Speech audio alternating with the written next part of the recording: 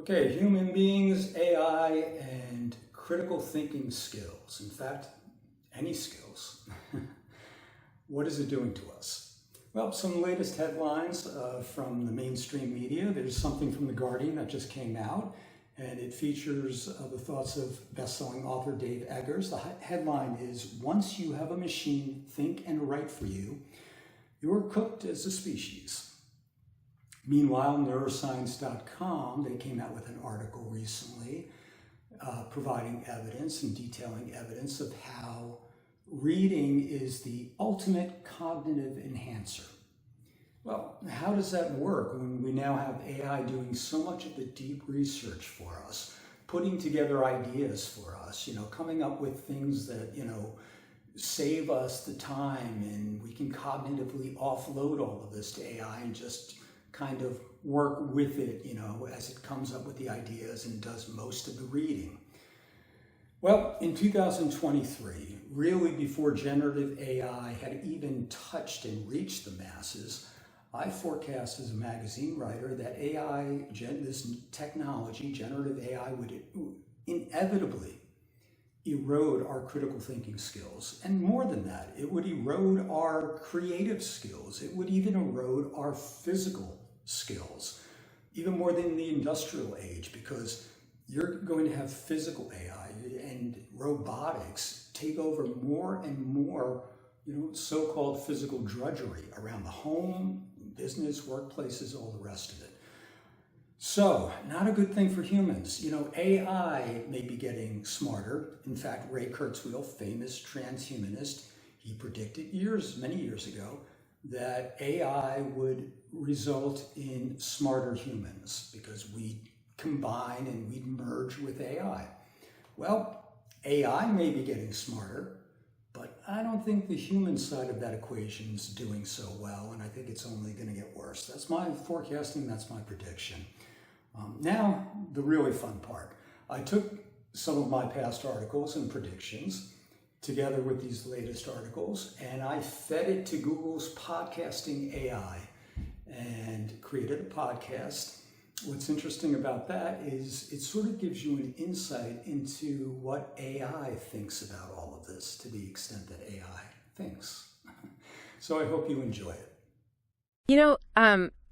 Usually when we think about losing a skill, it's a very conscious, very physical thing. Like, if I stop playing the guitar for 6 months, I know exactly what's going to happen. Right, your calluses fade. Exactly. My calluses fade, my fingers get clumsy, and I just won't be able to hit a bar chord to save my life. I can literally feel the skill leaving my body because I'm, actively choosing not to practice.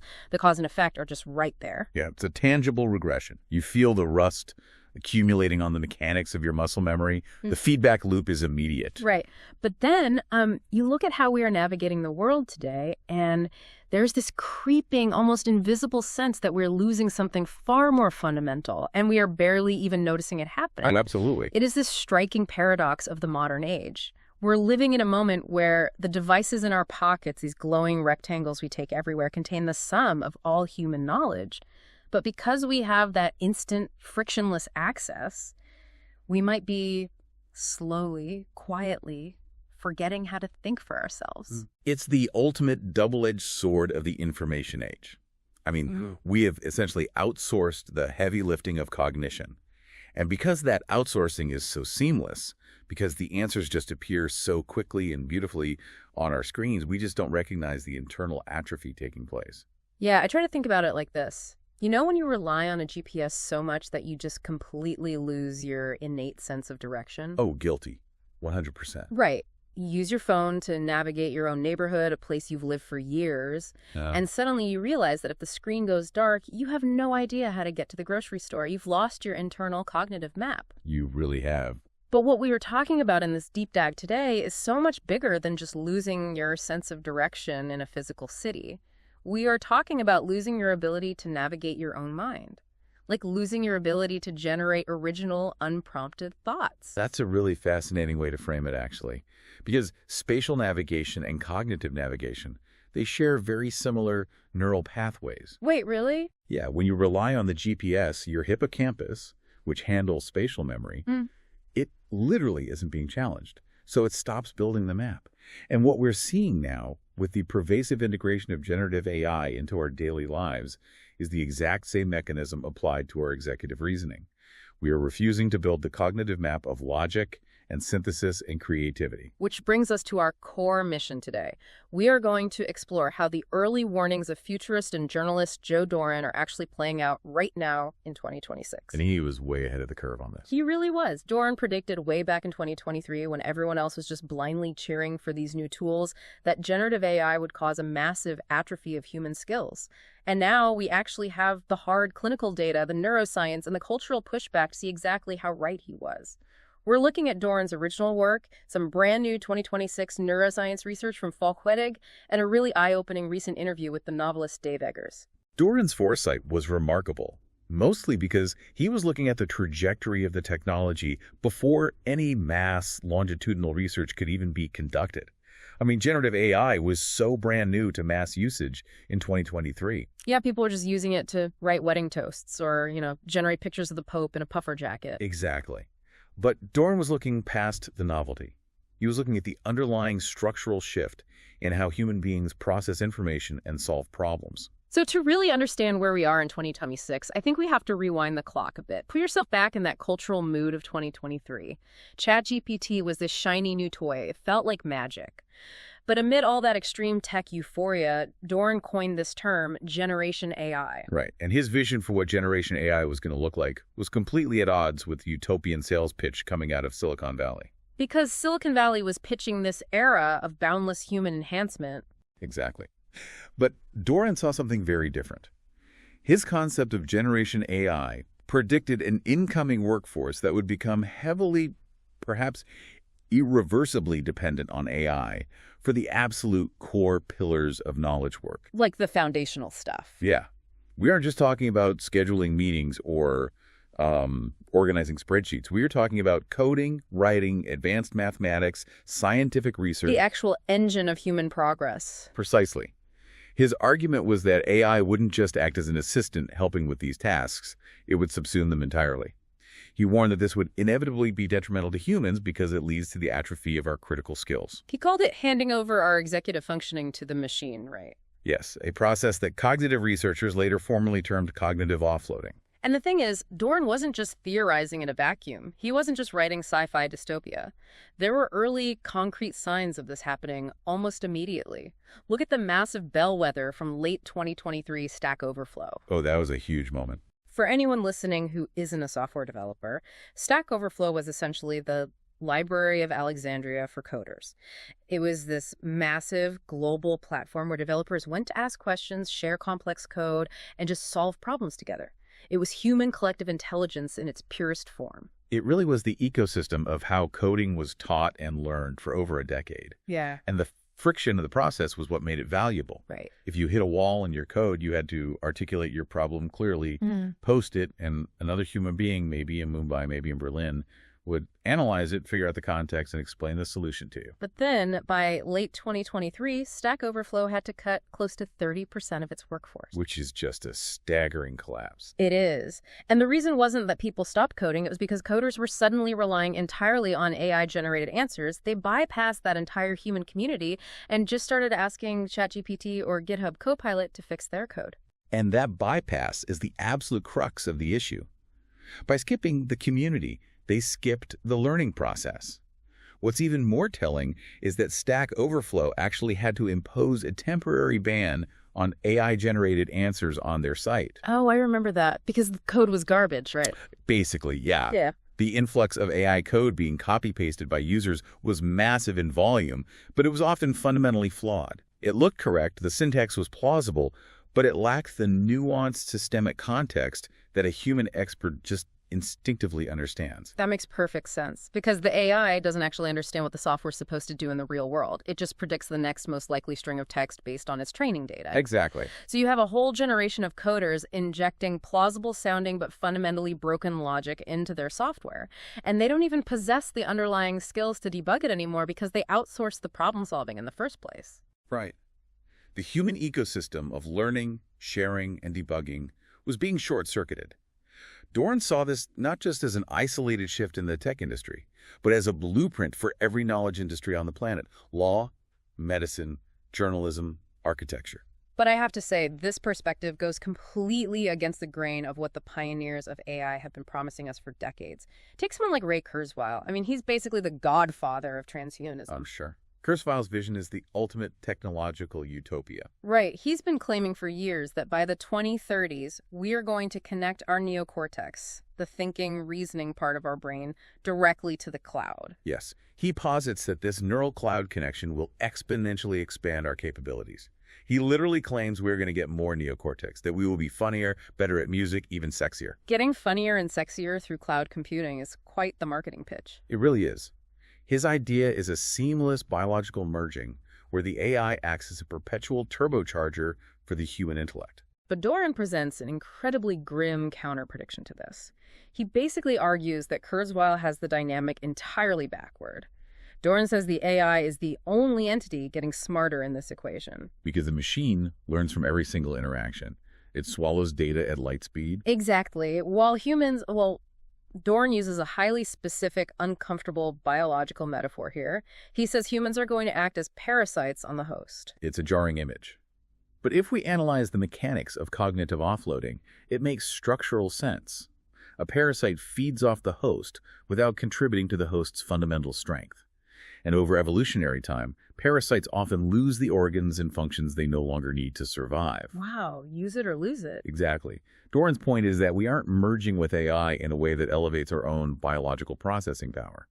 Because we are offloading the rigors of thinking, we are failing to incentivize the development of our own high-level technical and critical skills. Because if the machine synthesizes the data, evaluates the options, and creates the final product, the human mind is bypassed. Right. It doesn't get the workout it needs to maintain those faculties. Okay, let me push back on this a bit, because I know there is a historical counter-argument here, and I'm sure you're thinking about it if you're listening to this. Every time a new technology emerges, we panic. The calculator panic. Yes. When pocket calculators were introduced to classrooms in the 70s and 80s, people lost their minds. They thought no one would ever know how to do basic arithmetic again, that our brains would just rot. But calculators didn't ruin math. They just freed us up from the incredibly tedious mechanical arithmetic so we could focus on higher-level concepts. Algebra, calculus, physics.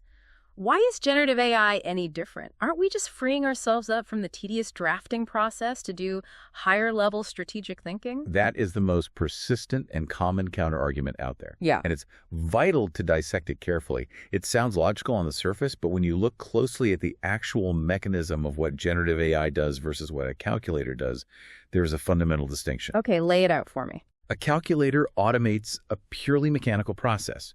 You, the human, still have to understand the underlying logic of the equation. You have to know why you are multiplying or dividing. You have to set up the problem, organize the variables, and interpret the result. The calculator just executes the rote computation. So the human is still the architect of the logic. The calculator is literally just a faster pencil. Exactly. Generative AI, however, automates the logic and creation process itself. Oh.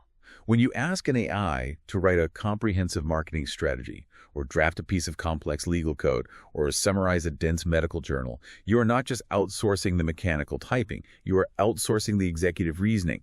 You are outsourcing the synthesis of disparate ideas, the critical evaluation of conflicting information, and the actual creative spark. Wow, that distinction is actually quite terrifying when you spell it out. With a calculator, I build the house, and the calculator just swings the hammer faster than I can. But with generative AI, I just walk up to an empty lot and say, I want a house. And the AI draws the blueprints, pours the foundation, frames the walls, and builds the roof. And the scary part is because I didn't participate in the process, I don't actually know how the house stands up. And if a strong wind comes and the house collapses, you have absolutely no idea how to rebuild it. If you never learn the principles of structural engineering, if you never learn the principles of logic and composition, you eventually forget them altogether. You aren't stepping up to a higher level of thinking. You're stepping out of the thinking process entirely. Which naturally leads to a really unsettling question. If the AI is doing all this complex thinking, all this architectural blueprinting for us, how is it getting so smart? What is the fuel making this possible? Well, according to Doran's analysis, the answer is us. Right. It is constantly consuming our real-world data. And this introduces a strange inverted dynamic. We think we are controlling the tool, but the tool starts to police and shape human output. This is where the narrative shifts from simple cognitive atrophy to humans becoming what Doran terms junior partners in this new symbiosis. To understand this, we have to look at how artificial general intelligence, or AGI models, are actually trained. These systems require vast, almost incomprehensible amounts of training data. Data lust is the phrase Doran uses, I think. Yes, they have an insatiable appetite for information. And we've seen the absolute heist that occurred to feed this lust. Just look at the massive controversy surrounding OpenAI. They have their text-to-video model, Sora, and their voice recognition program, Whisper. Now, to make a model that can generate a realistic video of a rainy street in Tokyo, the AI has to know what rain looks like, what neon lights look like, how physics operate. How does it learn that? By watching us. Exactly. Reports from the New York Times and the Wall Street Journal detailed how OpenAI transcribed and scraped over 1 million hours of YouTube video to train their models. And we have to recognize that this wasn't some neat, cleanly permitted data transfer. This was effectively scraping the collective visual, auditory, and intellectual output of humanity. Everything anyone ever filmed, explained, or debated on video was absorbed into the machine's weights and biases. It's wild. What's even more fascinating and revealing about the current state of the tech industry is the corporate hypocrisy surrounding this data grab. Oh, the YouTube situation is crazy. You had Neil Mohan, the CEO of YouTube, going on television and publicly warning OpenAI that using their creators' videos was a clear, unambiguous violation of YouTube's terms of service. He was taking this hard moral stance. Right, very publicly. Yet, almost simultaneously, reports surfaced alleging that Google, which is YouTube's parent company, knew perfectly well about OpenAI scraping but chose to stay quiet. Why? Because Google was allegedly doing the exact same thing to train its own Gemini AI models. It's a modern gold rush, but the gold isn't in the ground, it's our digital footprint. However, Doran points out a crucial next step here. Scraping the digital world text, images, videos has a limit. To achieve true superintelligence, the AI needs a continuous, real-time understanding of the physical world. This is where it gets creepy. It really does. Because this is where the technology moves from our browser windows into our actual physical spaces. Moving from the digital panopticon to a physical one. Precisely.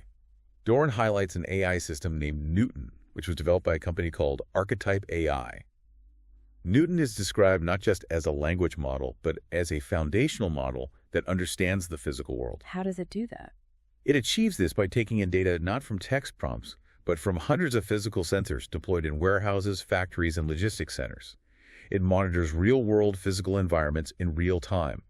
It learns how complex mechanical processes occur, assesses how human workers interact with machines, and optimizes the flow of physical reality. That is wild. It's basically watching the physical ballet of human labor and mapping it. But Doran's forecast is that this doesn't stay confined to the factory floor, does it? Not at all. He predicts this kind of ubiquitous sensor surveillance will inevitably extend into public spaces, public transportation, and eventually right into our own living rooms. We already have smart thermostats, smart speakers, smart security cameras. Doran's point is that we are literally wiring ourselves up to become the organic data-gathering nodes feeding the artificial superintelligence. We become the sensory organs for the machine. And as we become increasingly entangled as data nodes, relying on these systems to manage our homes, our schedules, and our communications, the AI naturally begins to act as a governor on our behavior and our speech. Which is terrifying. It raises profound questions about freedom of expression and cognitive liberty. Doran outlines a very subtle mechanism he calls soft censorship, or front-end censorship. Now, this is a brilliant distinction that completely changes how we think about free speech on the internet. Usually, when we think of censorship, we think of back-end censorship. You know, you write a controversial post on a social media platform, you hit publish, and then an algorithm or a human content moderator flags it after the fact. They take it down, they demonetize you, or they shadow ban your account. Right, the censorship happens after the creation. But front-end censorship happens while you are in the act of creating. That's the insidious nature of it. Doran predicted that generative AI would be embedded directly into our foundational productivity suites. Programs like Microsoft Office 365, Google Workspace, Apple Intelligence features. And as you're sitting there drafting a private document, an email to a colleague, or a personal blog post, the AI begins what he calls nag prompting. Nag prompting. It sounds so polite and benign, but The psychological mechanics of it are incredibly manipulative. Imagine you're typing an email and a helpful little pop-up bubble appears on your screen saying, "Are you sure you want to send this?" It contains subject matter that may be considered offensive. Or maybe a prompt that says, "Your draft contains controversial language. It might be de-emphasized by search algorithms. Would you like suggestions for revision to ensure wider distribution?" Right. Now, before we go further, it's really crucial that we analyze this objectively, setting aside any personal political leanings. Just to be absolutely clear for everyone listening, we are completely impartial here. We aren't endorsing or attacking any of the political viewpoints involved. We are simply reporting Doran's central thesis. Exactly, because the mechanism itself is ideology agnostic. Doran points out that this front-end restriction can be and is utilized across the entire political spectrum to shape human thought. The tool of AI is being positioned to restrict and mold human speech before it even leaves your keyboard, regardless of which side of the aisle that restriction originates from. Yes. For instance, Doran cites former New Zealand Prime Minister Jacinda Ardern, who has publicly advocated for AI to be used aggressively to clamp down on what she defines as radicalizing or extremist content. On the flip side of the coin, he points to AI platforms that enforce highly specific, progressive guardrails. Right, what critics often term woke content moderation. Exactly, where the AI flatly refuses to generate certain images, arguments, or texts that violate its programmed ideological parameters. But the underlying mechanism is identical in both cases. The technology provides this massive gray area, this wiggle room for tech conglomerates and governments to say, hey, we aren't censoring you, we aren't deleting your file or putting you in jail, we're just giving you a helpful suggestion to improve your communication. But practically, it operates as a sophisticated tool for behavioral conditioning. It's operant conditioning, plain and simple. Every time you see that pop up, it introduces a microdose of cognitive friction. It's like having a hyper-anxious, overly litigious corporate PR manager permanently standing over your shoulder watching every keystroke. That is exactly what it feels like. At first, you might be stubborn. You might ignore them and hit send anyway. But eventually, after the 100th annoying pop-up warning you that your tone is problematic or suboptimal, human nature kicks in. You are tired. You just want to finish your work and go home. So you start self-censoring. You smooth out your own edges, you dilute your own arguments just to make the pop-ups stop appearing. You unconsciously train yourself to think within the safe, compliant boundaries the machine has mathematically defined for you. It's chilling. Doran wrote an article in 2023 with a title that sums this up perfectly. Safe and compliant AI requires safe and compliant humans. The psychological burden of constantly fighting the very tool you rely on for your livelihood is exhausting. So we capitulate. We adapt our language, which inevitably means adapting our thoughts to align with the algorithm's preferences. Okay, so up to this point, we've been largely discussing Doran's hypotheses. He was looking at tech trends, corporate behavior, and human psychology, and projecting forward. But we don't have to just rely on theory anymore. No, we don't. We move into the clinical validation that arrived in the form of actual peer-reviewed neurological studies in 2025 and 2026. This is where we look at the physical reality of brains on AI. This is where speculative futurism intersects with hard cognitive neuroscience. And the most prominent, undeniable example of this is the MIT study published in June 2025, led by researcher Natalia Kosmina. This study didn't just ask people how they felt using AI, it physically measured their neurobiology. Let's break down the methodology of this MIT study because the way they set this up is fascinating. They took 54 adults, ranging from young to middle-aged. They brought them into a lab and hooked them up to EEG machines. Now, for anyone unfamiliar, an EEG, an electroencephalogram, literally monitors the electrical activity of your brain. Right, measures the brain waves, the neurons firing in real time as you think. It gives you a direct window into the level of cognitive effort being exerted. Beta waves, alpha waves, you can see exactly how hard the prefrontal cortex is working. Precisely. So they have these 54 people wired up, and they assign them a task, right? An SAT-style essay. They split the participants into 3 distinct groups. The first group was told to use ChatGPT to help them write the essay. The second group was told to use a traditional Google search to find information but write it themselves. And the third group was given nothing at all, just their own brains, their existing knowledge, and a blank page. And the results were a stark, empirical confirmation of everything Doran had predicted about cognitive offloading. The EEG monitors revealed that the users relying on ChatGPT had the absolutely lowest level of brain activation among all the groups.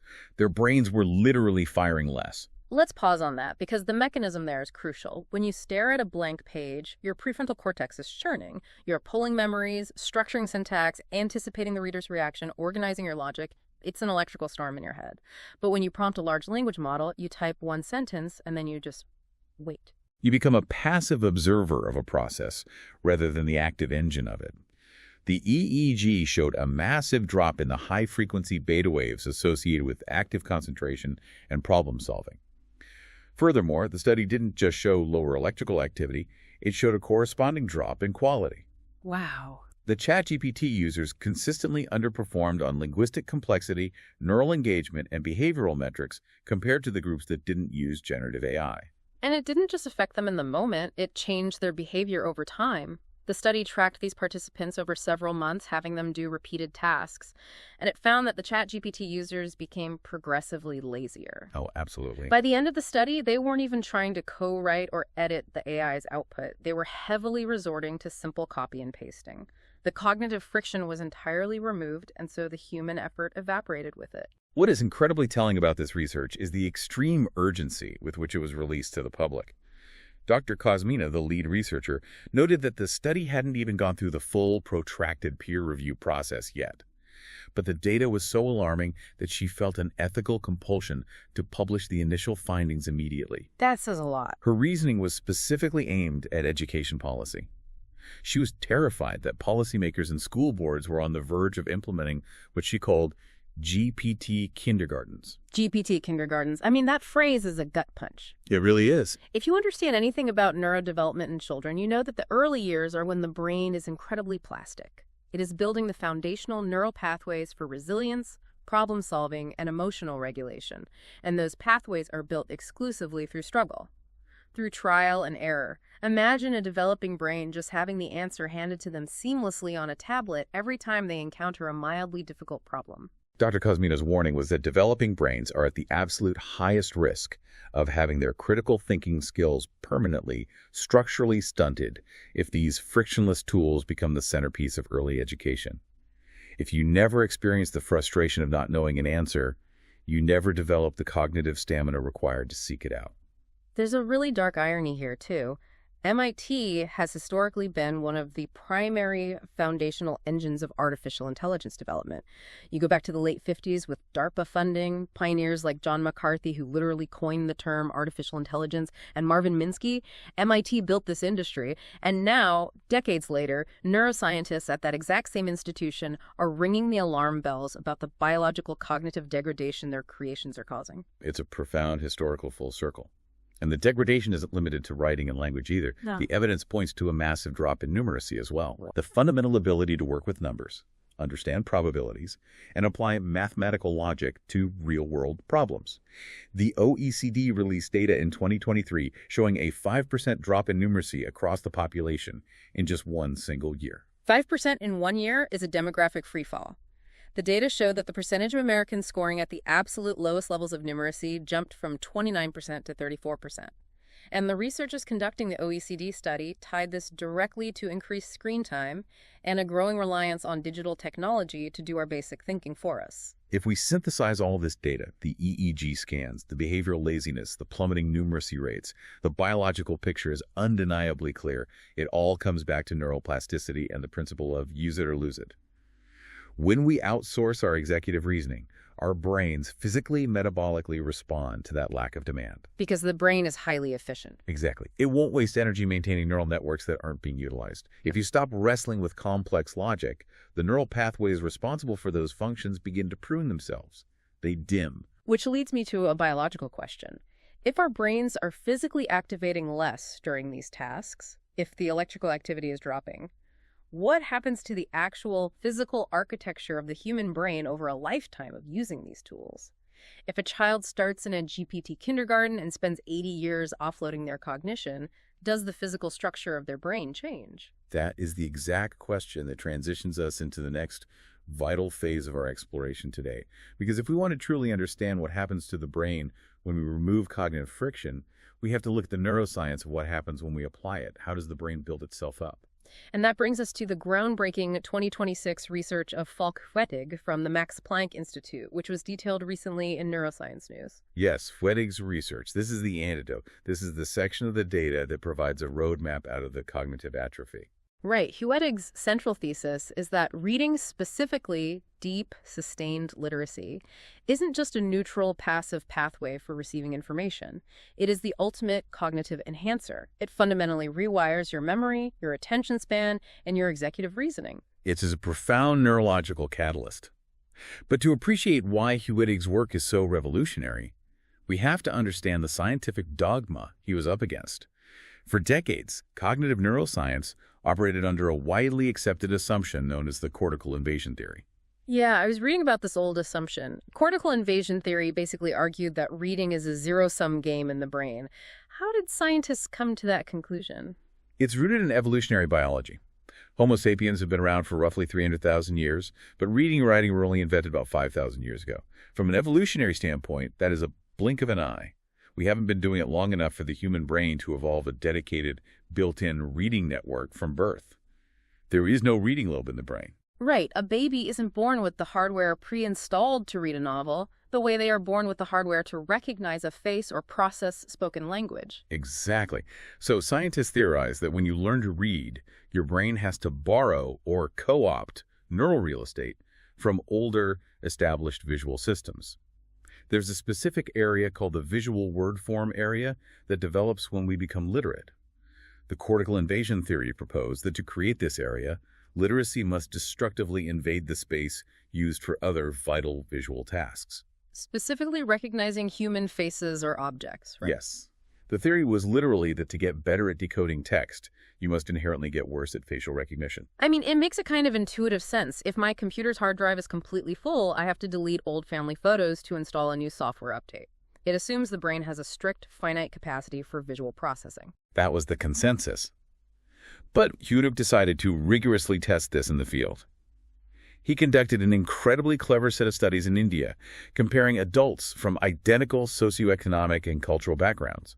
The only difference was that some of the adults were highly literate, and some were entirely illiterate. Okay. Now, if the cortical invasion theory was correct, the literate adults should have performed significantly worse on tests measuring facial recognition, because their reading skills had supposedly stolen that neural space. But that's not what happened at all. Not at all. The revelation turned the whole field on its head. The literate people were actually better at face recognition than the illiterate people. Learning to read didn't intrusively steal space. It acted as a functional fine-tuning for the entire visual system. That is just incredible. Think about the mechanics of that. The act of staring at abstract, arbitrary squiggles on a page and decoding them into complex meaning actually makes your brain better at seeing the subtle emotional nuances of a human face. It proves that cognitive effort isn't a zero-sum game. It's an expanding capacity. It's not a hard drive, it's a muscle. Exactly. It's an intensive gym workout for the brain's visual and associative networks, structurally adapting and improving them across the board. The neurons are recruited and strengthened, not overwritten. But Huettig's research also points out a major caveat. How we read matters just as much as that we read. He draws a massive, scientifically backed distinction between the medium of reading, specifically the difference between reading physical print on a piece of paper versus reading text on a digital screen. This is a nuance that gets completely lost in the broader technology is bad debate. Meta-analyses across multiple countries consistently show that people have vastly inferior reading comprehension and retention when they read on digital screens compared to physical paper. But why is that? I mean, it's the exact same words. A sentence on an iPad has the exact same letters as a sentence in a paperback book. It's not necessarily the glowing pixels that are the problem, although eye strain plays a minor role. Huettig explains that it is primarily a psychological issue of self-regulation and spatial memory. Humans instinctively subconsciously view physical print as serious. When you pick up a heavy physical book, you feel the haptic feedback. Your brain subconsciously registers the weight, the texture of the paper, the spatial location of the words on the left or right page. Your brain says, okay, this is a fixed, permanent object that requires sustained focus, and you unconsciously exert more cognitive effort. That makes total sense. Whereas with screens, we have been psychologically conditioned to treat them as disposable, fast-moving environments. We use our screens to infinitely scroll TikTok, to aggressively skim news feeds, to fire off rapid emails. Exactly. The screen invites a superficial skimming mode in the brain.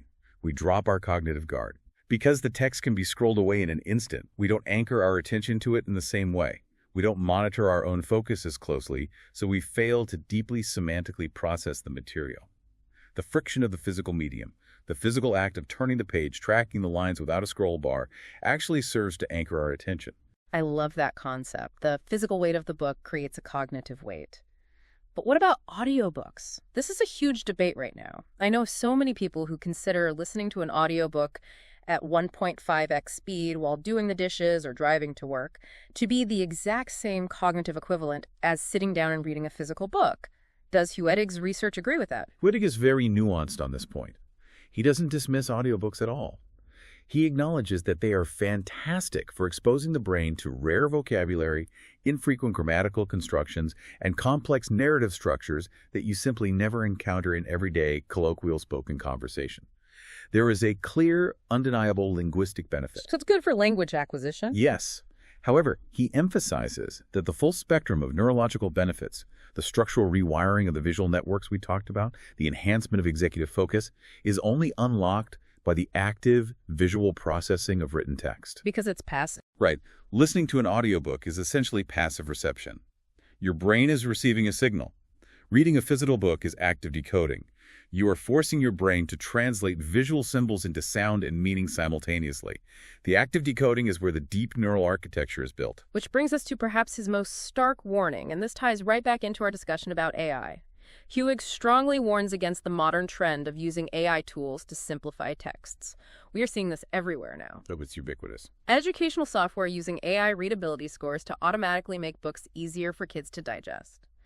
Autocorrect and AI writing assistants instantly smoothing out complex grammar into basic generic sentences. There are even tools being proposed to rewrite classic literature to match the shrinking vocabularies of modern students. Huettig argues this is entirely counterproductive to cognitive development. By sanitizing text, by artificially stripping away the rare words, the intricate sentences, the complex syntax, we are deliberately diluting the cognitive challenge. We are stalling neural development to prioritize ease of consumption. Using AI to smooth out complex grammar for kids is exactly like taking all the heavy weights off the barbell for them at the gym. Sure, the kid can lift the empty bar much faster, and they look like they are exercising, and the software gives them a little gold star for finishing the pass quickly. But they aren't building any muscle. The friction is the point. The struggle to reread a complex sentence 3 times until you finally grasp the meaning is exactly the process that builds the neural pathways. The friction is the point. That is the absolute perfect distillation of Huettig's work. If we remove the struggle, we remove the growth. And it's fascinating to see how people are pushing back against this. Dave Eggers, the novelist, has this completely radical approach to his life right now that embodies this exact philosophy. Yes, this is the perfect pivot. We have a 2026 interview from The Guardian with Dave Eggers, and it is a phenomenal portrait of tangible resistance. This isn't just an interview about his latest novel, it's an exploration of a highly deliberate, aggressively analog lifestyle. Eggers is essentially living as the polar opposite, the total antithesis of Generation AI. Eggers has always operated as a sort of cultural bellwether regarding technology. If you look at his past novels, like The Circle or The Every, he has been dissecting the utopian facade of Silicon Valley for over a decade. And in this 2026 interview, we see a man who has constructed impenetrable physical boundaries against the digital creep we've been discussing. The details of his daily routine are a masterclass in introducing intentional friction. Let's talk about his process, because it sounds exhausting, but beautiful. He writes his first drafts entirely by hand, pen and paper. And the friction continues when he finally moves to a keyboard. When he types those handwritten drafts up, he doesn't use a modern laptop. He uses a patched-up Mac computer from 1998. The machine is literally held together with duct tape. No way. And most importantly, it has never been connected to the internet. It physically lacks the capability to distract him. He goes even further than that. He talks about how during the pandemic, he was forced to get an internet connection at his house for his kids' schooling. But to escape that connectivity himself, To protect his focus, he now goes out and writes on a boat in San Francisco Bay where there is absolutely zero cellular reception. The journalist notes that during the interview, Egger's phone rings, and he pulls out an ancient, old-fashioned flip phone. He proudly claims he has never even seen a Facebook feed, literally doesn't know how the interface works.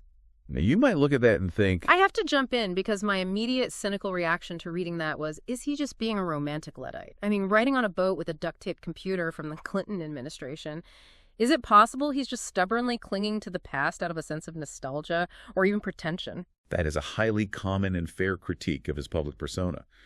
But if you analyze the entirety of his work and his underlying philosophy, it becomes clear that it's not about hating technology for the sake of being contrarian. It's about fiercely defending the uniquely human process of creation.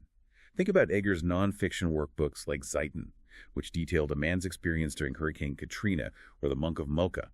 These books require immense, exhausting human empathy, months of agonizing interviews, and meticulous, grueling fact-checking. He calls it the slog of writing, the agonizing middle part where you don't know if the piece is going to work. Exactly. AI bypasses the slog entirely. It generates the finished, polished product instantly. But Egger's core belief is that in bypassing the slog, you completely bypass the humanity. The value of the work isn't just the final text on the page. It's the profound emotional and intellectual transformation the author undergoes while wrestling with the material. And what's inspiring is that he puts this philosophy into practice not just for his own isolated writing routine, but for his entire community. He forces engagement. The Guardian interview actually opens with Eggers and the journalist sitting down together to do a life drawing session. Eggers runs this local initiative called Art Plus Water, which provides free studio space and mentorship to artists in San Francisco. And he talks deeply about the process of drawing. He says that spending 3 hours trying to draw a live human model, in this specific case, a woman named Prudence, cultivates a deep, profound empathy and affection for the subject. Consider the neurobiology of what he's describing. When you draw someone from life, you are forced to observe them intensely. You notice the asymmetrical lines of their face, the tension in their shoulders, the way the light hits their skin. You are carefully, painstakingly trying to translate the reality of a human form onto paper. A generative AI image model like Midjourney can generate a flawlessly photorealistic image of a human being in 2 seconds. But the machine feels no affection. It learns absolutely nothing about the human condition in the process. It is a frictionless execution devoid of empathy. That tangible analog connection is the absolute cornerstone of his educational initiatives as well. The interview goes into detail about the 826 Valencia Youth Writing Center, which Eggers co-founded over 2 decades ago. The physical space itself is designed to spark imagination without a single screen. Yes, the physical environment is crucial to their methodology. It's located inside an actual functioning pirate supply shop in the Mission District of San Francisco, which is just brilliant whimsy. To get to the tutoring center, the International Library of Youth Writing, the kids have to walk through a Narnia-style wardrobe. Inside, there are oriental rugs, a bizarre portrait of Queen Elizabeth I with a cartoon dog head, a hidden Marie Antoinette-style boudoir tucked away behind a grandfather clock. It is an immersive, physical wonderland. But the most conceptually important detail in that center is the pink chest of miniature drawers. Each drawer serves as a physical, tangible postbox for one of the neighborhood children. They don't send emails. They write real physical letters on paper to each other, and a real human curator sits down and writes physical letters back to them. And Eggers makes a profound observation here regarding our societal assumptions about technology and youth. This was the quote that really stuck with me. He says that if you give kids a real, tangible choice, if you put a real person, a mechanical typewriter, and the tactility of physical mail in front of them, they will always choose it over another iPad screen. The kids are starving for the physical world, but society, driven by tech conglomerates, assumes they just want more screens, so we systematically defund the physical spaces and force more screens on them in the name of progress. And this is precisely where his perspective clashes so violently with the current AI agenda in education, the GPT kindergartens we discussed earlier. Eggers is visibly horrified by the encroachment of generative AI into the creative processes of children. In the interview, he talks about encountering a student he describes as the smart 10-year-old. This child proudly tells Eggers, "Oh, I don't use AI to write the story for me. I just use it to generate ideas." And Eggers says that is actually far, far worse. to outsource the imagination, the initial spark of originality itself, to a machine. He has this incredible visceral quote where the journalist notes his voice actually rising in anger. He says, "Once you have a machine think for you and write for you, you're cooked as a species. That's the worst dystopian outcome there could ever be." He views it as a tragic voluntary surrender. We aren't being forced by some authoritarian overlord to stop thinking. We are willingly handing over the keys. We are actively declaring that an unthinking, unfeeling statistical machine, which is essentially just regurgitating the plagiarized, synthesized soup of all the world's actual authors, is somehow better at expressing our own voice and our own ideas than we are. And Eggers isn't just complaining about this in interviews. He is fighting it on a major legal front as well. Right. He's taking the fight to the corporate level.